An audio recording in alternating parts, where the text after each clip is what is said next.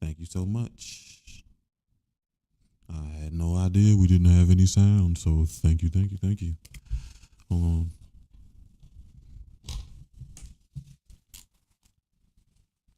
Hello. Now I wait for YouTube to catch up for me to know if I got sound. I, I got sound. Thank you so much. So we gonna blame Instagram for that no sound because that's why I started the show like several times and then ended it because Instagram wasn't showing up. Yeah, I don't know what's going on with it, but we just moved on without it, so it's probably still messed up. I tried to leave him a message, but that's a mess too. So I don't know. Yeah. So we definitely going to blame. Yeah, TikTok should be fine. We definitely blaming Instagram for the microphone thing, cause yeah. So, but thank you. I appreciate you. I did all that jaw jacking, so I'm gonna skip over part of it because part of it was just to check in, let you know I'm alive and doing well. Hope you are alive and doing well too. Thank you a bunch, pretty black girl. And I was explaining that last week we had, well, the other week ago, we got a suggestion from one of the Soul family about including some energy cleaning into these shows. And generally, most of the energy cleaning that I do is in person. But I did like his idea. So on Thursday during Book Club, we added a little meditation to it. So we did the root chakra, and on Thursday, I really didn't even explain to them where that comes from. So that meditation that we did on Thursday, which we're going to do again, it's going to be a little different, but the process still going to be the same. So it comes from the idea of mindfulness, and of course, it included visualization. So my first experience with mindfulness was an interesting one. I was at a conference and went to one of the sessions, and the woman had us lay on the floor and do all those visualizing exercises and start what we were about to do, all of that stuff to myself. And I almost, well, I started tearing up because although I thought positive about myself, I never really visualized myself and then thought positive about myself or gave myself affirmations. So that was my first time experiencing something like that. So that's where the foundation of that meditation exercise came from. And yeah, that was a brief synopsis of my first experience with it. I didn't go too deep because we're about to do the exercise, so I don't want to take away from that. And I had a conversation with one of my friends, and they told me that I need to do something a little different with my notes because when I write too many notes, I do too much reading and I don't get across my energy and things like that. So I want to make sure that I use my notes as like it should be an outline, and the rest of it just going to come from the heart, my experiences. Again, I appreciate you a bunch. Pretty black girl. I keep on seeing that because you the last one that said so. So I'm glad you could be here this week. I know you be a little busy, so I appreciate you. And Sherry, I saw you jump in on TikTok. So I think you might be back somewhere else, but I appreciate you as always too. TikTok family, if you're coming in, thanks for joining. We gonna get started with our session. We're gonna do our meditative exercise. In here, we always use the throat chakra bowl, so we're gonna get the vibrations right.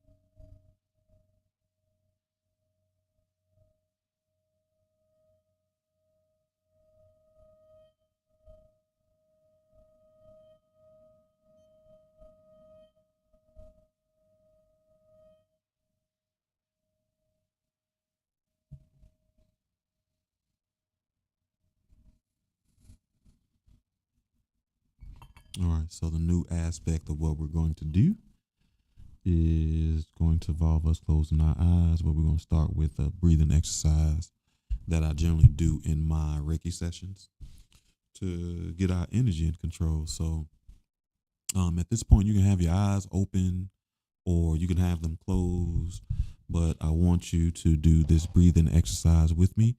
And it is basically a multitude of breathing exercises, but this one is 369. So we're going to breathe in through our nose, hold it for 3 seconds, breathe out through our mouth.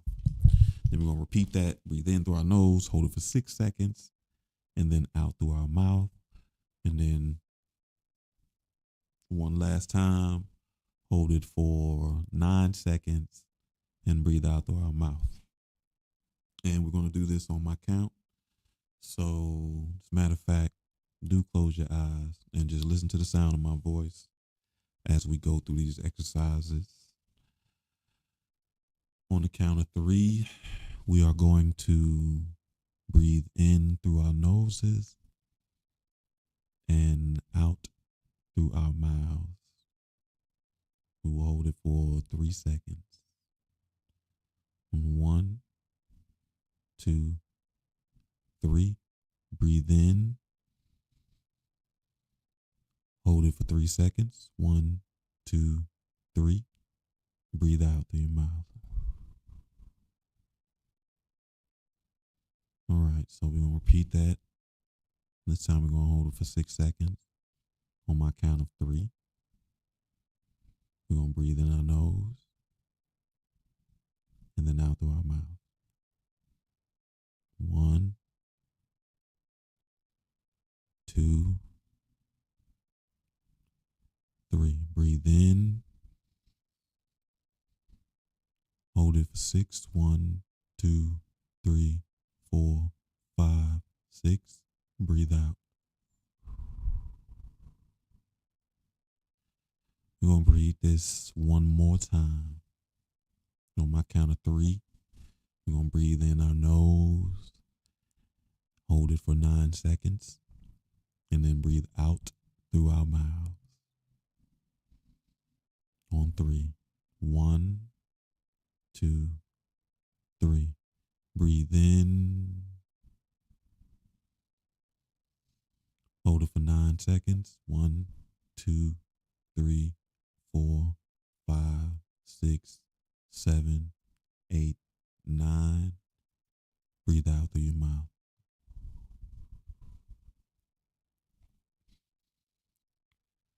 While your eyes are closed, I want you to imagine sitting on the edge of your bed.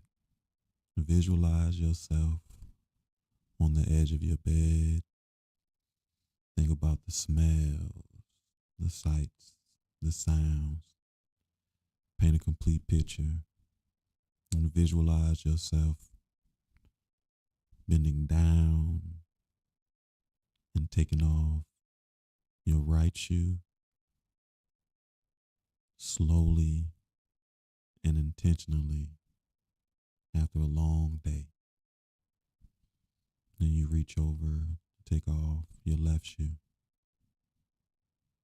slowly and intentionally.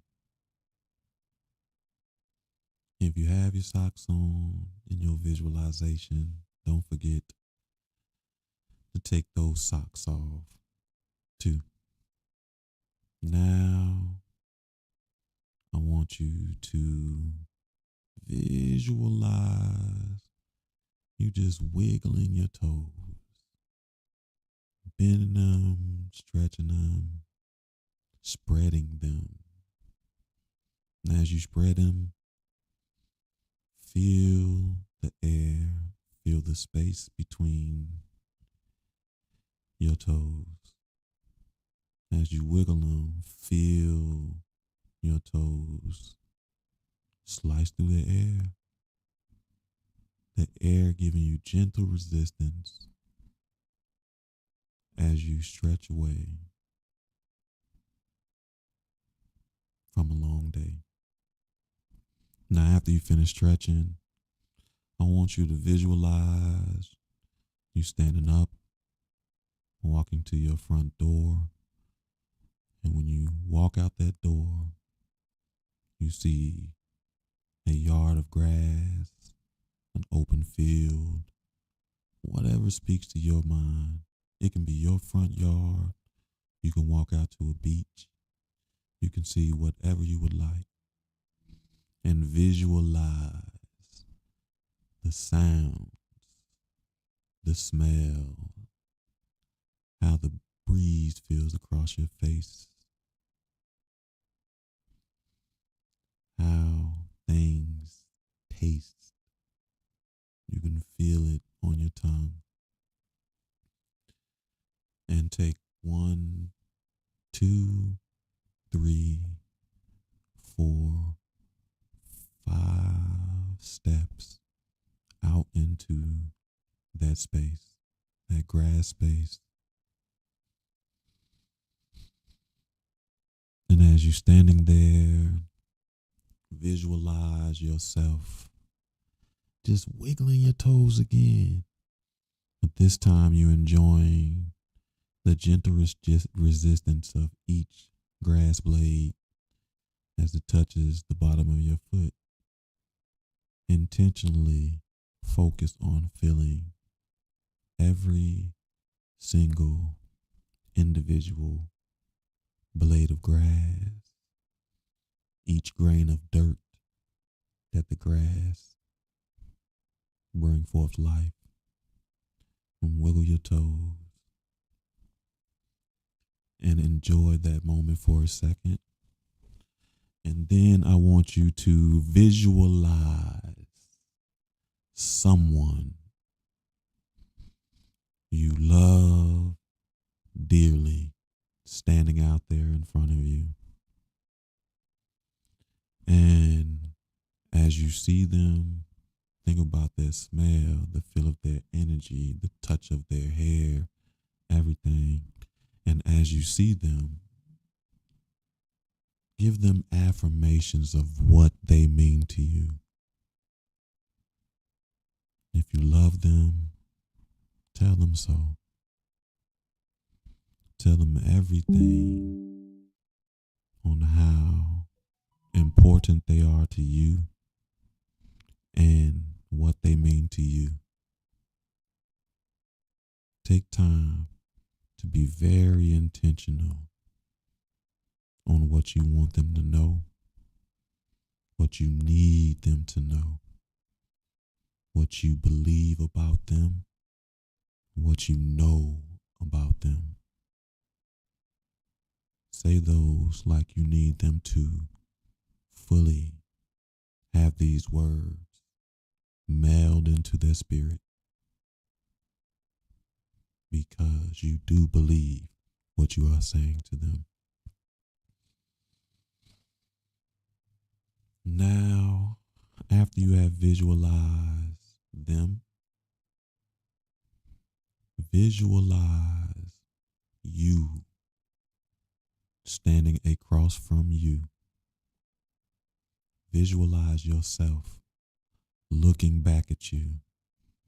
Think about your smell, your touch, your hair, and then tell yourself those same affirmations that you just told the person that you love. And with that same genuineness, that same knowingness, that same belief, affirm yourself. Believe it. Let the words, the thoughts, the ideas melt with your spirit.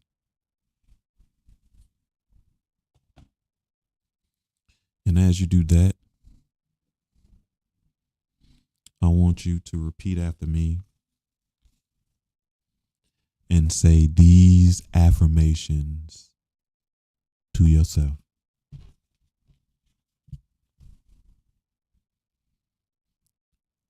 I am safe and secure.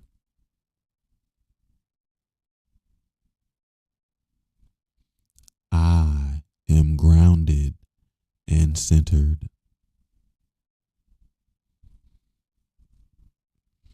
I am self-sufficient.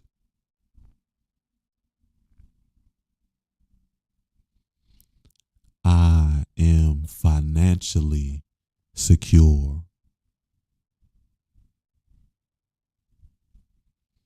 I love being in my body.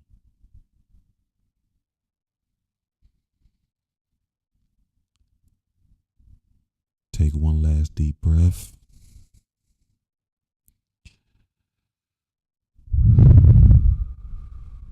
And slowly open your eyes.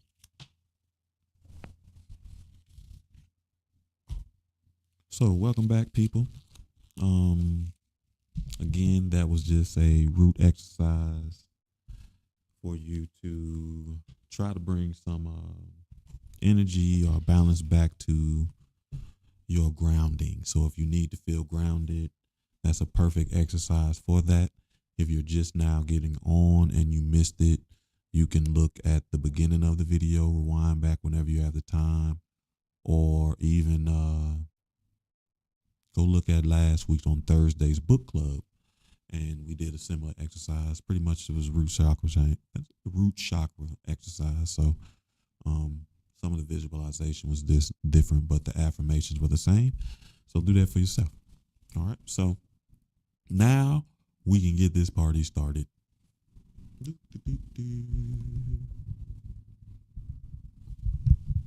You know, we had all those problems last week with the microphone, so we doing all right this week, right? So I think we talked about it a little bit last week, but I do want to remind us of the homework because we're going to add another aspect to that homework.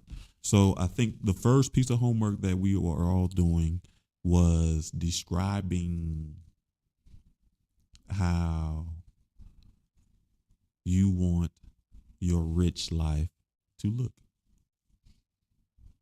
Whether you want property, whether you want stocks, whether you want unlimited income, you start describing how you want your life to look once you are rich. And then the other homework was, how do you want your love life to look? And we talked about being very specific about these things. So be as specific as you can and be as detailed as you can. Then the last one was, who do I have to be to get these things? So for you to have a specific rich life, for you to have a specific love life, You have to be a certain type of person. So then you have to describe who is this person that you want, that you need to be to achieve these goals that you just established on that piece of paper. So the next one was, how do you want your family life to look? And it was interesting because I was talking with one of my friends. As a matter of fact, I gave her a great compliment, Miss Nikki. She's somebody I worked with for a while. And I told her she is she's the only true Christian that I feel like I've really met. She lives by the principles every day of her life. You know what I mean? So I wanted to talk to her about her baptizing me in this process that we've already discussed that I'm on. And of course, she was all for it. But in our conversation, we started talking about the homework, like how do you want your love life to look? And there were concerns about having too many things because you don't want your list to be too long. You don't want to seem like you're asking for too much, because if you do these things, it will also create emotions of feeling like that it may be unattainable. And that's if you're not oblivious, right? So one of the things that we discussed while you're doing this, the reason why you want to be as descriptive as possible, because most of these things that you are describing will follow under certain parts of the umbrella. So overall, for example, respect will be a huge umbrella in how you want your love life to look. But how respect looks to you, how you need it to be seen, shown to you, how you're going to show respect may look very different. So as you're talking about respect, you go into the describe respect, that might be another 10, 15 words. But just understand you'll have, as you write these words, your themes will emerge. And if it makes it easier for you, start putting these words into the theme categories. It might help you a little bit easier with processing and what we're going to discuss a little bit in the process of reprogramming your mind, because that's what that homework is hopefully to help you do. So where this idea of the family came from was, a couple of weeks ago, I told you all I was in the DC area for some training, and we had Michael Threat. I don't know. Don't get me wrong. I know his name is Michael for sure, and he is also known as like the TikTok librarian. And he got into talking about how the library can create so many family connections. And you start thinking about all the stories and now how the mom could be working and working on the computer, and the kids be reading books or getting movies and CDs. And I say CDs like the library still probably got CDs and DVDs. I've definitely seen some VHS in certain places. You never know. So you can do a lot of things in family connections. And that really got me thinking about it in the aspect, because I think we've talked about it before as well, I used to be very envious of families who used to do all this family stuff together. Family trips, family cookouts, family reunions, blah, blah, blah. Anything you could think of, they was always doing family stuff. And I actually wanted that for my family at one point. Then I wound up dating someone whose family had that. And what I realized, and I'm not saying that this is for every family who's like this, but I can say that it's for this family. What I realized, some families that move like that, it is really to mask a lot of the familial trauma. And that made me appreciate my family dynamic a lot more, because for us, we may not have a lot of family reunions. We may not go on a lot of family trips and things like that, but all of our family trauma is out on the table. So everybody has the opportunity to heal if they so choose to. You know what I mean? And some of us have actually taken that opportunity, and the ones who have not, they still have done a fantastic job at making sure our family doesn't have family secrets that can necessarily jeopardize the strength of the family, right? So One thing that I think about when I wanted that new family is now something that I want for my family life is where we have communication open enough where we can discuss all the difficult things, all the good things, put everything on the table so the family has a opportunity to heal as a whole, or at least individuals in the families are equipped with the tools to take and help heal themselves from some of those generational traumas that we went through, right? So that is why we are starting to include what do you want your family structure to look like. Terrence, appreciate to have you here, bro. I'm probably gonna see you tomorrow, my man. If you ain't got the text yet, you going to. Don't say nothing further than that, because I've already told everybody I'm about to start a new journey. I can't really tell anybody about it yet, but when I can, I will more than likely be happy, enthusiastic to share. And I'm glad to say that my brother Terrence, who shows up for the show family a lot of times, will be taking this journey with me. I couldn't have thought of in my newer years. I consider Terrence as somebody that I'm forming a bond with as an adult male, not a lifelong friend. I couldn't really think of anybody better to take this journey with, because I only asked two people. Well, I asked four now, but couldn't think of anybody better. So I appreciate you always, brother. Thanks for showing up again. All right, so we're gonna get started with this reprogramming of the mind, our first part in the series, and we're going to discuss the tools that are actually used to program the mind, because these will also be the tools that you will use to either deprogram, reprogram, or program your mind. And as we discuss some of these tools, you may recognize other tools that you may have that you might actually want to get rid of. So I was talking to my OG today, my homeboy who talked me into this ministry thing, right? And he told me a very interesting story. He told me this story about the devil. I'm going to share it with you all. The devil decides that he is going to retire, right? And for his retirement, he winds up having a garage sale.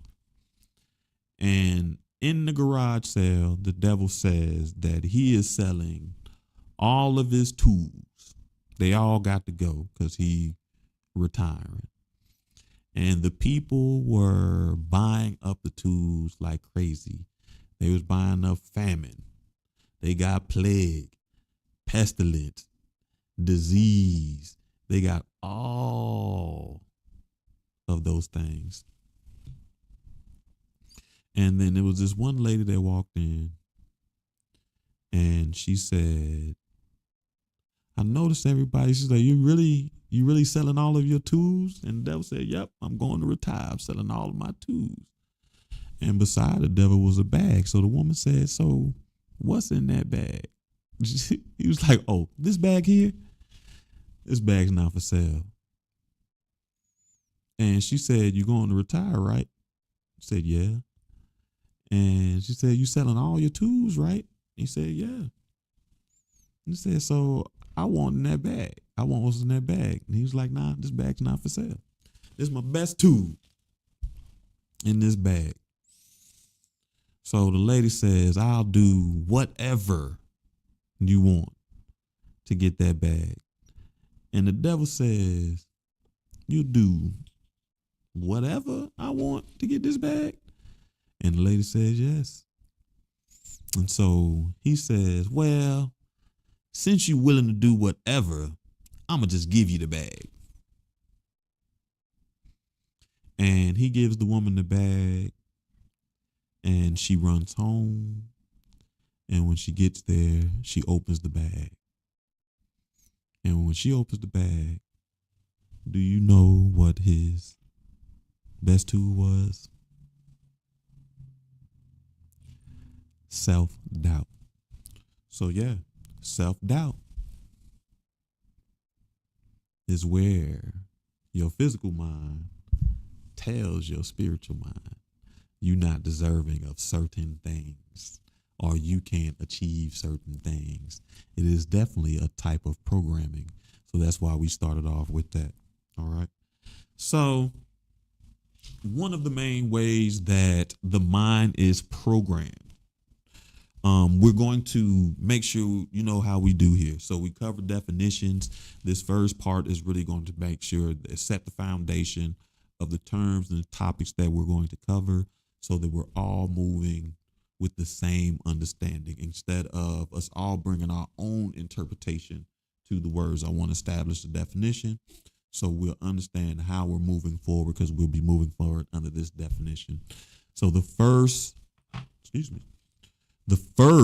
tool that we are going to talk about in how to program your mind is the tool of symbols and symbolism.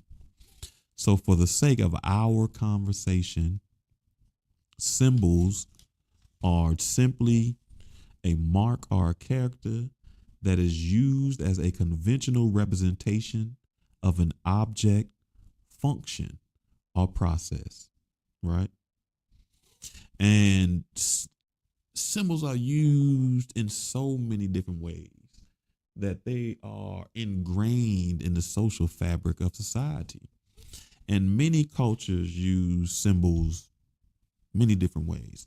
So I remember when I was in Milwaukee, I wound up finding it was about this tall, a stone about this tall, and it had a stamp on the bottom of it.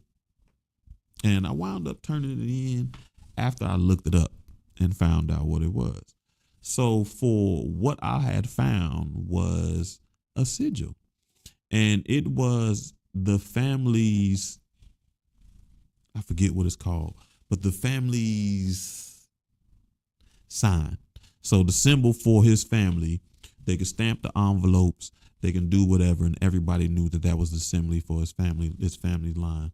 Now, when I was in Milwaukee, where I was at, it was a lot of Asian culture here, Asian like Japanese, like Vietnamese, Korean, and Chinese. We had a lot of Chinese there too, so a lot of foreign exchange students. I didn't really see a lot of Hmong and Filipinos, my people, stuff like that. But so from that, I learned that like a lot of Asian cultures do have a family sigil, which is a sign for the family name, and something that we deal with every day. If you drive, you know you got those road signs, and half the time you probably, no doubt, no doubt, Terrence, coat of arms, no doubt. And so half the time you wonder if people even see these road signs, but they're there and they're supposed to have taken a test to get past those signs. Those things are so ingrained in our mind that to pass the driving test, they don't even have the pictures on the signs, just the shapes. And by the shapes, you know exactly what that sign means, right? Nature gives us a ton of signs. As a matter of fact, the Farmer's Almanac is a great book that describes many, many, many of the ways that nature gives us signs.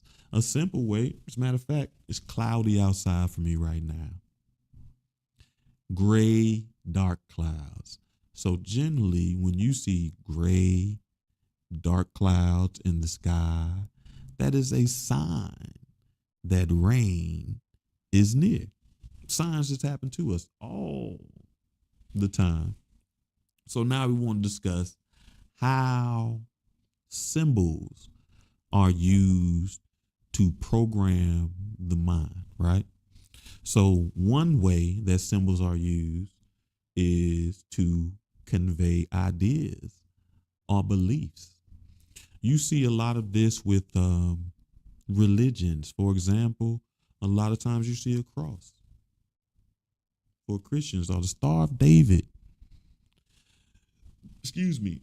those symbols are used to convey a system of beliefs and generally connect to other people who share those same systems of beliefs, or to stand out to those who do not share those beliefs and want to question them, learn more, or even challenge those beliefs.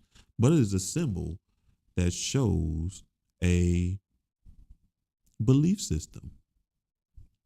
Another way, I've been talking for a while, so you know I get thirsty, family. Another way, I'll check the comments too. Crescent moon. That is definitely it. They got one for Islam with that sword on it. And I remember when I first learned about that half moon and that sword, and for the most part, it's very interesting. So you definitely do want to, something big that I probably left out of this is my journey in the spiritual thing, in my spiritual journey, period. But I definitely learned about that half moon and that blade. And in some Muslim cultures, that blade is to remind you that it's, yeah, if you defy Allah's rules.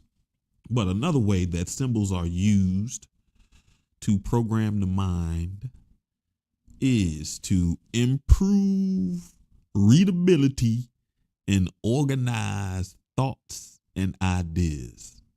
The simplest and most used example of that is punctuation. I just literally read a reply on Facebook today, and the first comment to that reply was, that was hard to read. It was a paragraph with not one punctuation mark. This a complete run-on sentence, and I know it was about at least 20 sentences in that paragraph. It definitely was a hard read. So punctuations are symbols. An exclamation point is a symbol. A comma is a symbol.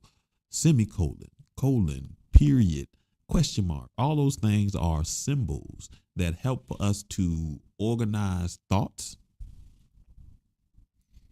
and to improve readability, right? Another way that symbols are used to program is to enhance communication. And I remember when it first came out, it was a wild thing. And I probably still use it wildly because I'm an interesting person like that. But we all use them all the time. As a matter of fact, even if you try to make a post on one of your social media pages and you type the right word, an emoji will come up. So when emojis first came out, they weren't that big thing. And I came from the generation where we were doing it with numbers. So that's where I get, what is it? She's 304. 304 comes from my generation. If you had a pager, you type in 304 so you could turn that pager upside down and read that word. It was crazy because we use numbers as symbols, which will come up again later. But emojis are a way to enhance communication. And the reason why I say I'm a little wild with it is because I'm that person. Of course, I'm dark skinned, so I use the darkest emojis possible. And I used to cry when one of the board would email me, or would text me, because of course they have my number, and I always reply with that black thumbs up. Because I know they had thoughts, and I love. That's the little bit of petty in me that I never want to go away. So my emojis are the blackest emojis. But emojis are a perfect example of how symbols are used to enhance communication. Kelly, you got that black thumb up too. Kelly, I think I'm gonna do it next month. We're gonna have a dinner over here, and I'm going to Charleston next weekend. So I'm gonna look for a place down there to get baptized. But when I had that dinner, I would like for you to come to it. I already told Miss Nikki about it, so it's probably going. I don't know. So far, hey, I'm gonna let Terrence come through. So no, so far, probably gonna invite you, Terrence, Pretty Black Girl, Liberty, Sherry, Nikki, and I don't know who else. We'll get through it. I'm having a group meeting over here tomorrow, so I want to see how groups function over here before I start having a group. You dig? But glad to have you here as always, and we're gonna eat good.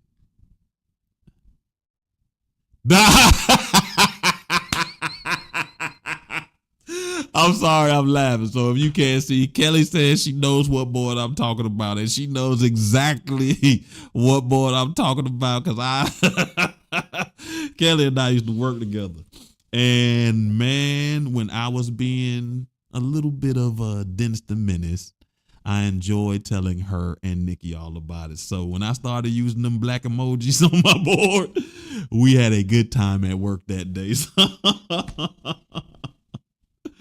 All right. So another way that symbols are used to program is through they are used to denote quality and establish relationship or aid in reference. So when you see that symbol that is north, south, east, and west, that is a symbol to aid in reference, directional reference. The no quality is perfect because we just watched the Olympics. And a lot of their things, every one of those activities at the Olympics the quality was rated by numbers. And numbers are symbols. And those symbols were used to rate the quality of what the athlete was actually doing. So that's my old gym. I have to call him back. I don't know. I guess people must have forgot we do stuff Tuesday night because my phone going crazy. I probably need to cut that sound off, don't you think? That'd be good, but we're going to move on. So that is the way symbols are used to program the mind. The next way that we're going to discuss that the mind is programmed is through repetition. And again, so that we're working from the same definition, we want to use this definition and we're keeping it simple. Repetition is repeating something that has already been said, written, or done. Right? So what makes repetition effective in programming is that it is consistently used. It's consistent, and the fact that it's repeated. So two things that show this off in the finest form has to be rituals and traditions. One of my favorite traditions when I was a kid, and it's funny now because I don't even eat them like that. But when I was a kid, you would think that my favorite holiday was Christmas. It was not. My favorite holiday was Easter. I love the Easter Bunny more than Santa Claus. And one of the reasons why I love the Easter Bunny and Easter is because when I talk about my journey as a kid, I used to go to church on my own. So outside of that religion, but the thing that I love the most, and it's literally the only holiday that we have that you're supposed to run around like a fool. You get all the candy that you would get on Halloween. You get you a couple of gifts that you would get on Christmas. You get candy that you would get for Valentine's Day. But you know what else you get that you don't get for no other holiday? Hard-boiled eggs. And I loved hard-boiled eggs. I loved spending time dyeing the eggs. I loved running around like a kid looking for the eggs. So I loved Easter egg hunts, which is a tradition that is repeated over time, that is ingrained. It took me a long time to not continue looking for Easter egg hunts, and I still want to do Easter egg hunts for. I still want to do them now, but I just don't even eat boiled eggs. So, boy, it's funny how life and your diet can change. With boiled eggs, I like boiled eggs. Boiled eggs don't like me. So, another way that repetition, like I said, was in rituals. And rituals are, for a lack of better words, rituals are the foundation of all religions. They just spend way too much time arguing over whose rituals are more correct. I was talking to my OG today, and he reminded me that God said he'd have 90, he'd be called by many different names. There are 99 different names of God. 99 different names. So yeah, rituals are the foundation of religion, and repeated rituals become ingrained in the religion and become ingrained in your personal practice.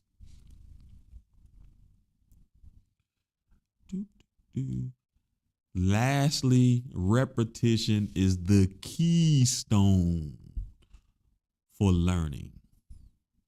As an early educator, repetition was something that all children needed to be able to withstand, understand, obtain, retain. That's the word I'm looking. Retain the information that you were giving them, whether it's simple alphabet.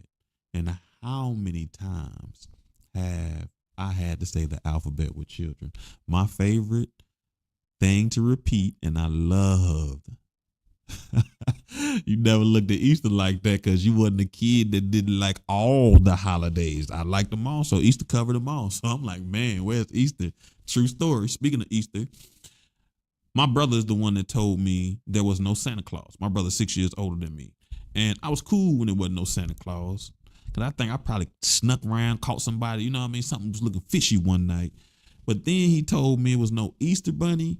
And I cried like a baby. He ruined my childhood by telling me it was no Easter bunny.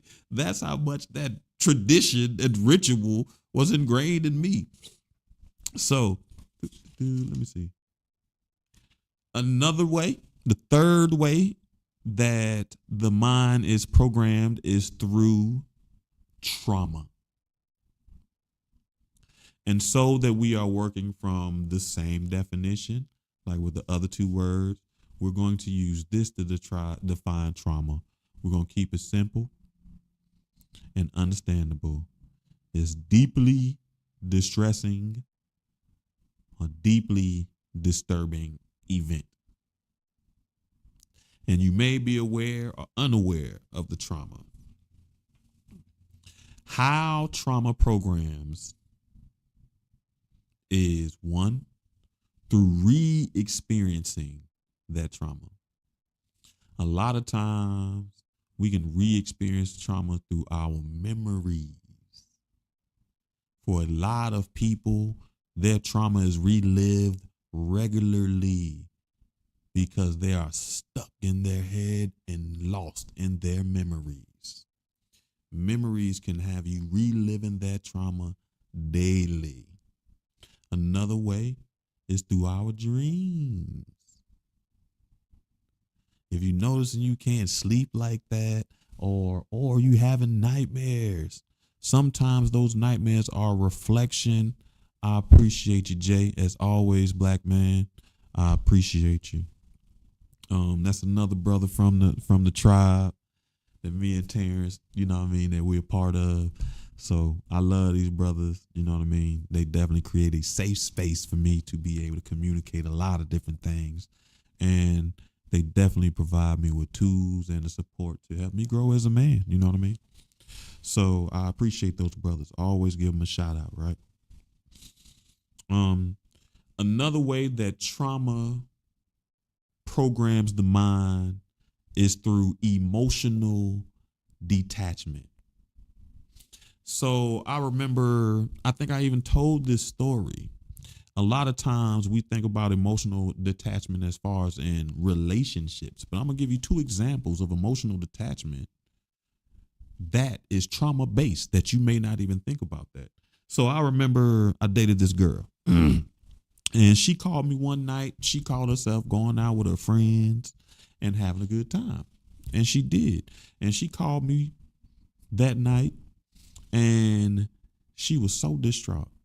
She said they went to some club and some dude got shot in the club. And as she's talking to me, I was kind of confused. Like I'm asking her, being an active listener and being there, but I was confused at why she was so emotional about that. And one question came to my mind that totally described it. And I asked her, "You've never seen something like that before?" And she was like, "No, I've never. Oh my God." And right there, I came face to face to how emotionally detached I had been from several situations. I grew up in New York City in the crime in the crack era. We went through the 90s of big gangs, and I'll never forget. So you have to have a certain watching the news. Somebody dies all the time. I had friends literally from the 7th grade, probably till I graduated college. It didn't slow down until I graduated college, but I had a friend die every single year.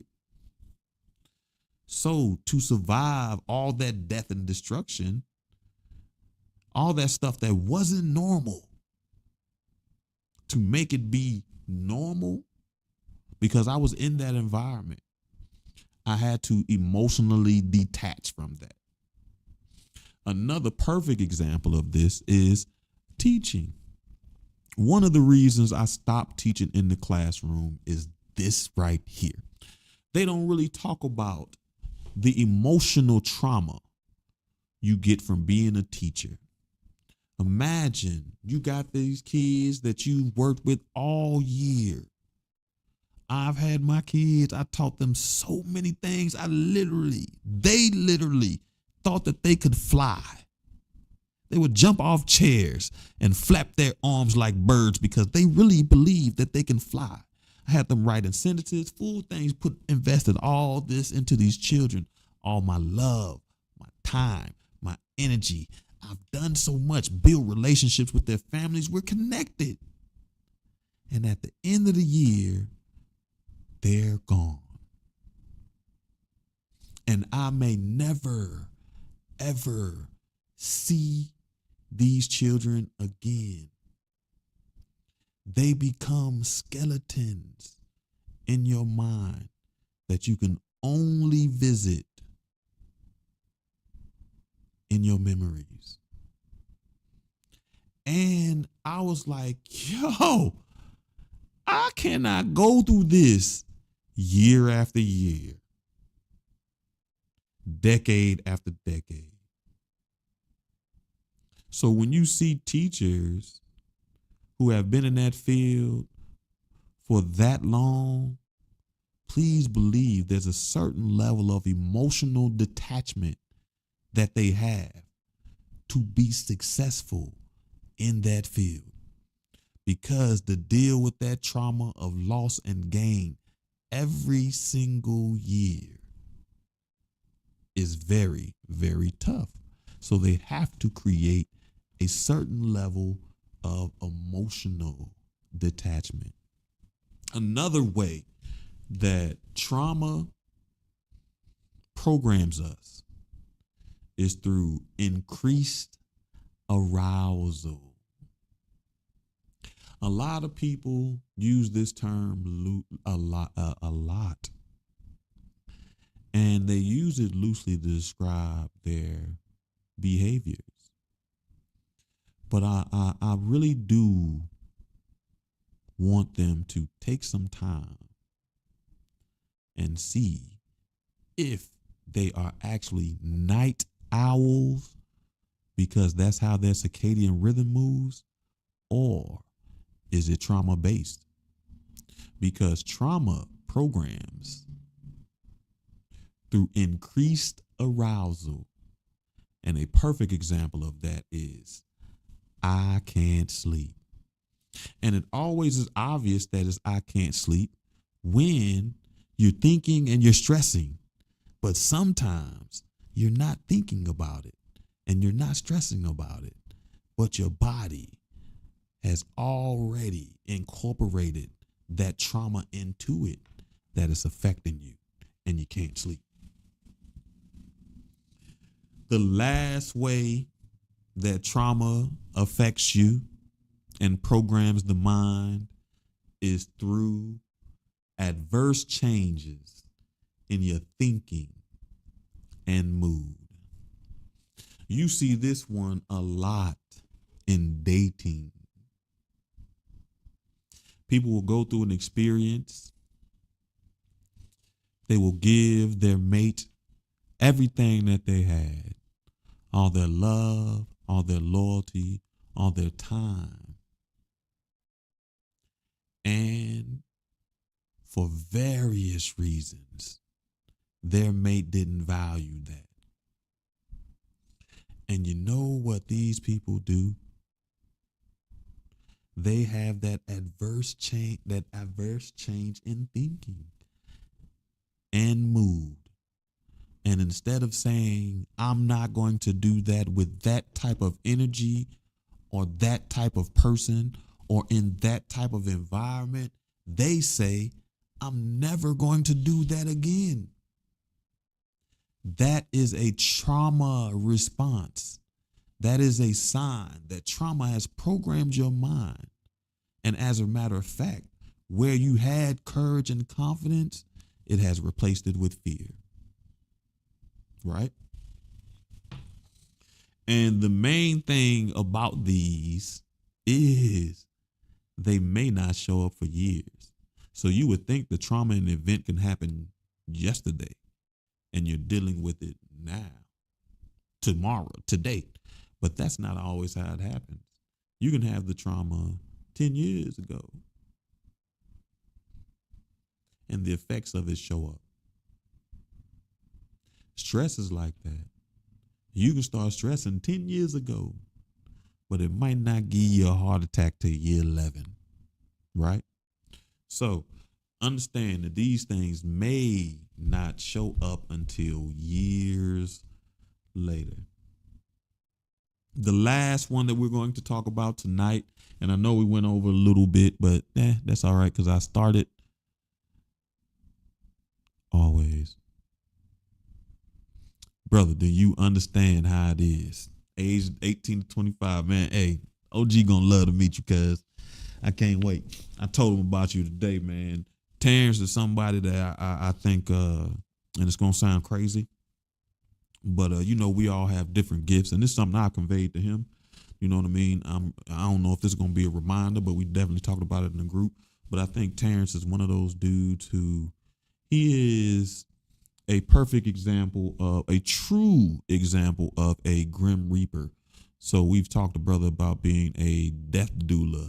So when I say this Grim Reaper thing, one of my favorite shows ever, Library Joy, dude, that is his name.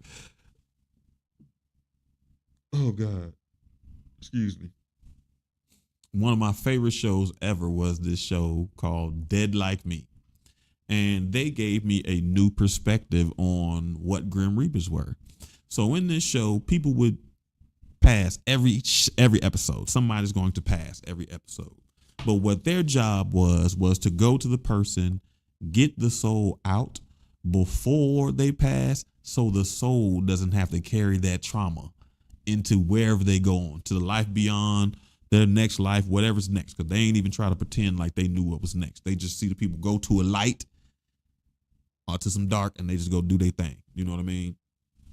And When you read about Grim Reapers, they are really described as the ushers of souls. So somewhere along the line, we have made Grim Reapers the actual perpetrators, are the ones who actually create the passing of the people.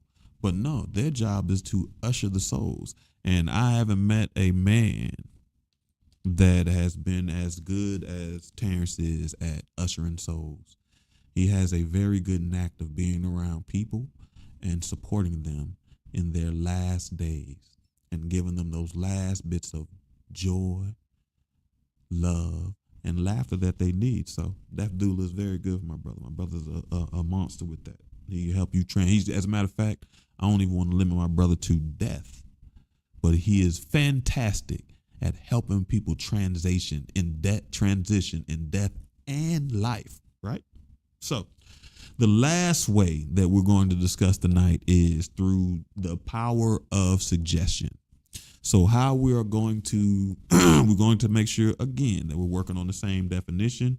And for our cause, suggestion is an idea put forth for consideration.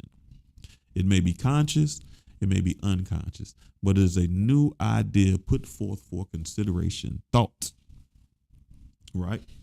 So how does suggestion program? The main way that suggestion works is through the power of influence. The more influence you have, the more people, souls, minds, whatever can affect. Example of this, I started this job as an executive director. And I met this girl, and she could work a job she was working in the classroom. And I thought she was qualified to work in the main office. And she was qualified to work in the main office. And because I knew who I was as the program director, the executive director, I looked at that girl, I said, hey, you should apply for one of the jobs that we have. A mere simple suggestion. But because of my influence and who I was in that position, she did not argue, disagree. She applied for that job. She's working that job to this day. From mere suggestion, but because of my influence. Because I've suggested that to a lot of people. And a lot of people miss the opportunities. Because one, I don't have enough influence over their lives. Most of the time, my influence over people's lives come through leadership positions. And your influence in leadership positions is only as strong as how far people will follow you. So if they don't want to follow me to the left, my influence has no strength, right? Another way that suggestion can influence is it has to be deliberate. In that previous example I just gave, the suggestion was very deliberate. I knew we needed somebody for that position. I knew it was going to be very difficult to find somebody qualified, certified, and with the needed experience to fill that position. If I pick wrong, I'm going to pick someone. It's going to be a headache and I'm going to have to fire them. So I knew what I needed for that position. So that suggestion to her was very deliberate.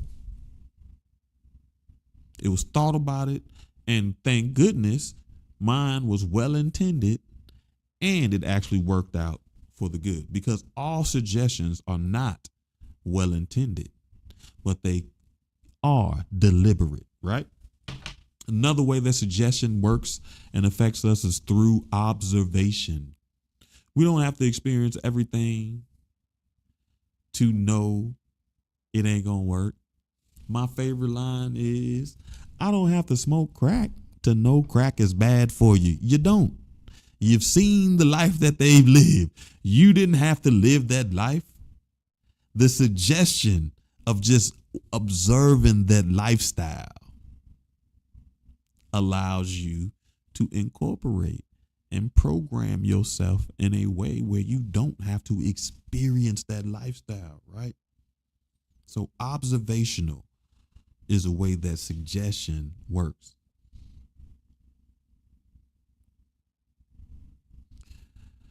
Lastly, the way suggestion programs is through intended and unintended consequences, positive and negative intentions.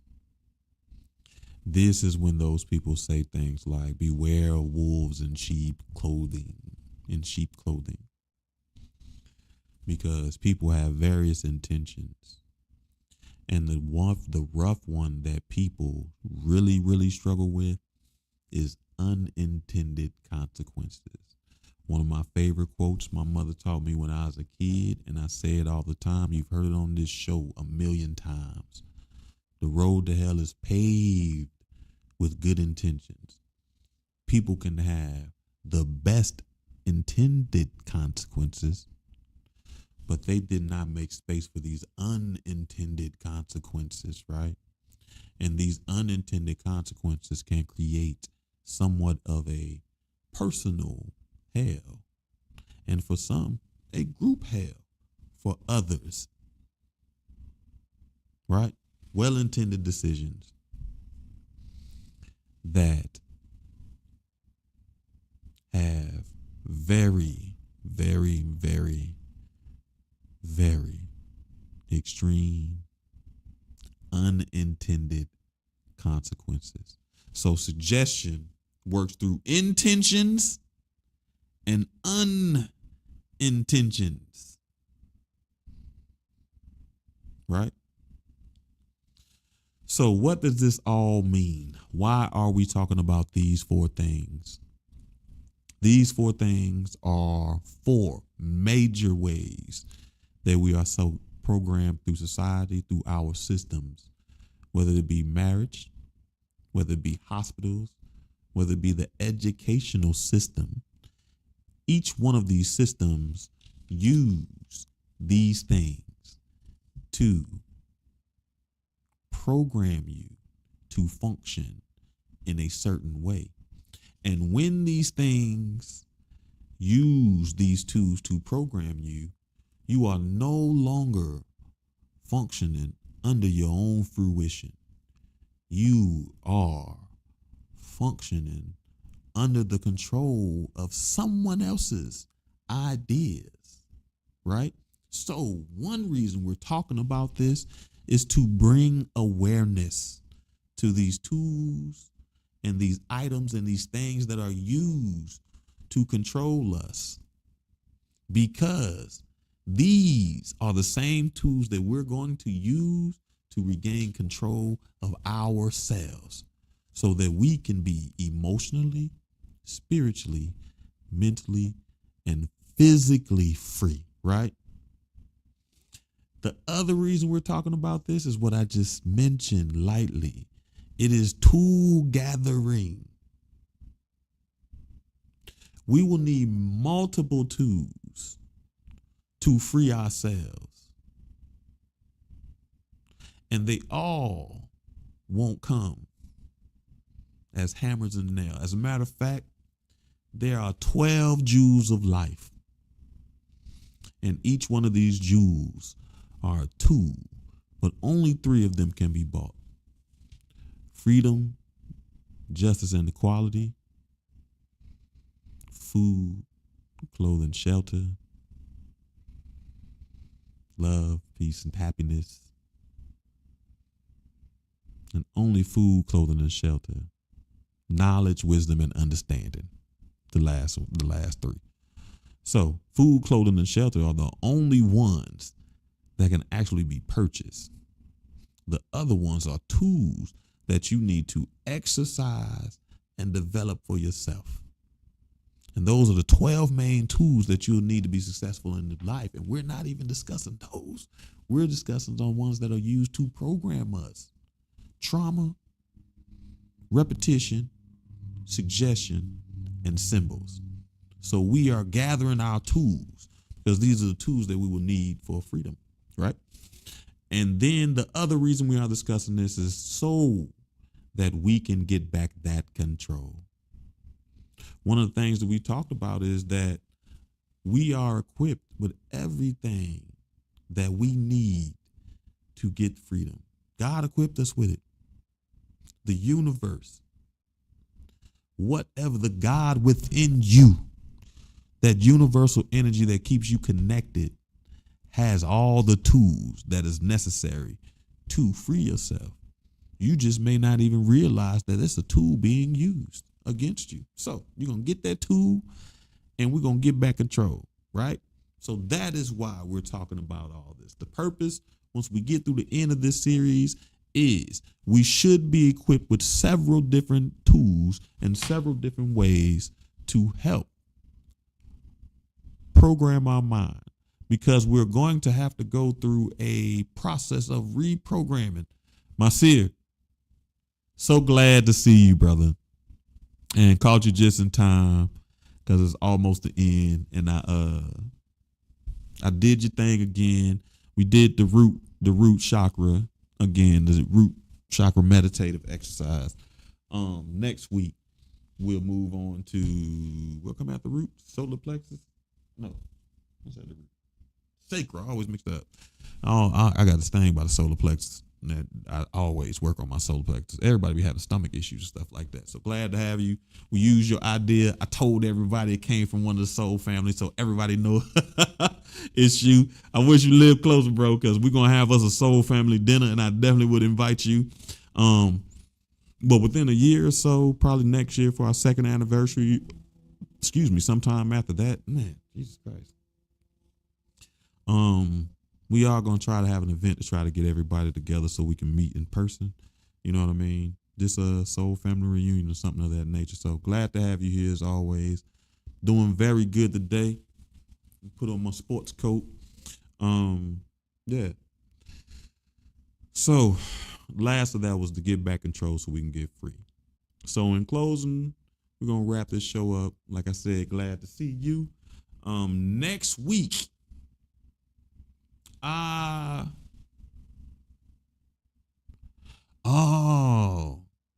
didn't know that. So I don't know. I'm gonna have to go on Twitch to see how I can get those messages.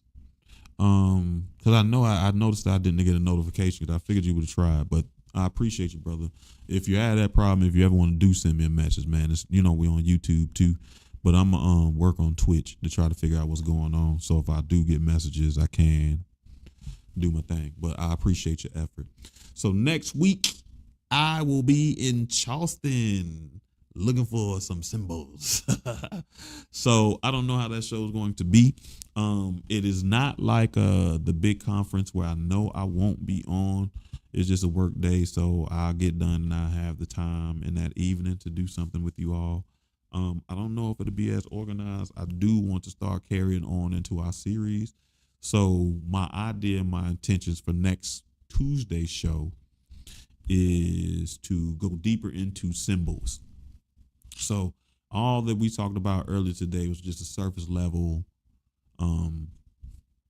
lesson on what these things are. So as we go through the series, we'll dive a little deeper into each one. And symbols will be the first one. And as a matter of fact, I'll be on the road for the next 2 Tuesdays and the next 2 Thursdays. Thursdays might take a little bit of a hit, but that's all right because Tuesdays I always get one. Book club can miss out a little bit. They'll be okay. Because I think one of those Thursdays I'll be on the road, or I know for sure. And when I'm in Charleston, I'm gonna try to have a little ceremony for myself. I'm gonna tap into some energy to see what's going on. I'm thinking about using that place to be baptized. A bunch of this stuff. I remember I told y'all that story. I seen Mothman. It was in Charleston, so I want to see if I could tap into that Mothman energy, and maybe I can fly like my kids. So next week we'll be in Charleston. Thursday is book club Thursday. We're still reading Before I Let Go by Kennedy Ryan. Yes. And once we wrap that up, we're going to go into The Alchemist, which I'm excited about. Kennedy Ryan book is a pretty good book. Just a little too descriptive on the intimacy scenes for me. Like I'm one of those people, I don't like my genres mixing. I don't like peas and carrots. I don't like romantic comedies. I don't like that. If I'm gonna watch a romance, I want to watch a romance. I'm gonna watch comedy. I want to watch comedy. I don't like my genres mixing. I don't like succotash. Don't like my genres mixing. I'm just a weirdo like that. But yeah. But it's actually a well written book. I can get past that, and it does a good job at getting you emotionally connected to the characters in the book, because I'm definitely invested, and as you can tell, I am 100% on the man side. I'm with the man and the kids because they all on the same side. And they got a dog in their name, Otis. Otis be switching sides, but Otis probably over there too. So Thursday, continue reading Before I Let Go, Kennedy Ryan. Next Tuesday, we should start our series continue on our series on reprogramming the mind, going deeper into symbols, in theory, and we will be in Charleston. So I appreciate you all as always. Hold on. Nah, that was your suggestion, Marlena. So ain't no way I was gonna leave that out. And the real thing, everybody really did. It was the highest rated thing. I mean, one of the highest. So between those two, and I always, and surprisingly, most people are surprised that I haven't even read The Alchemist yet. But I guess it was just for me to be able to read it with my family, because I've read so many other books, but not The Alchemist. So I feel like it's just the perfect time for me to read it with the Soul family. So I'm excited about that too. And I'm glad to have you here. It was something, and I thought something about you the other day, and I probably should have wrote it down because I wanted to tell you that, but I don't know. When it come back to me, I'll tell you, Marlena. Don't worry, I can't. I'm old. Blame it on my mind and not my heart. All right. So thank you all as always. I will see you Thursday or next Tuesday. If you missed anything, you can always rewind the show. Don't forget, if you want to do I'll do it for you. We got the throat bowl. So I forgot what this is. F. I gotta look it up again.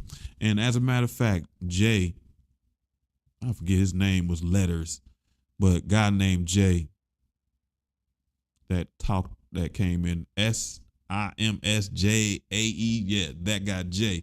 He is a sound genius. He's so deep in it. As a matter of fact, he gave me some new information. You know how we are always talking about.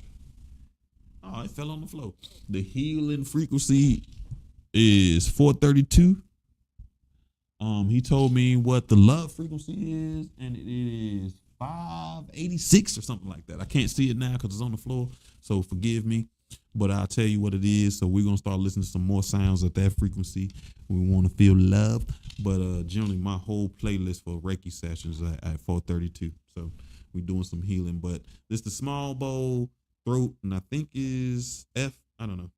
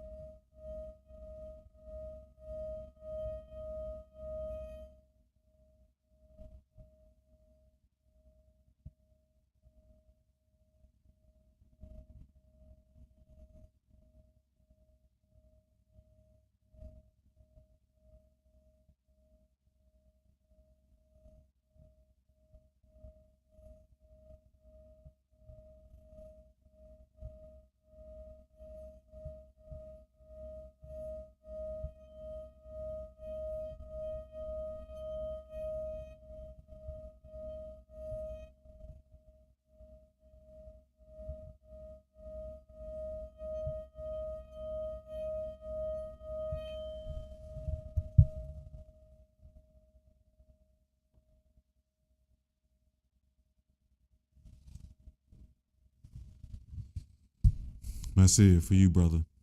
Always. Yeah. Think about getting you some man. They really not expensive. These are small singing bowls.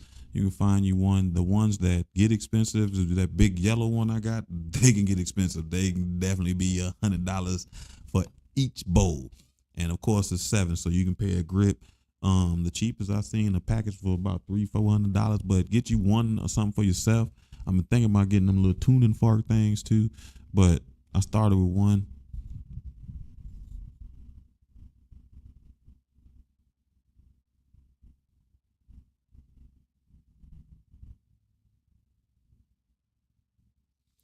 Now I can tell you, so yeah, I'm still learning about healing frequencies and all that stuff, but I do know these frequencies do have effects on human interaction.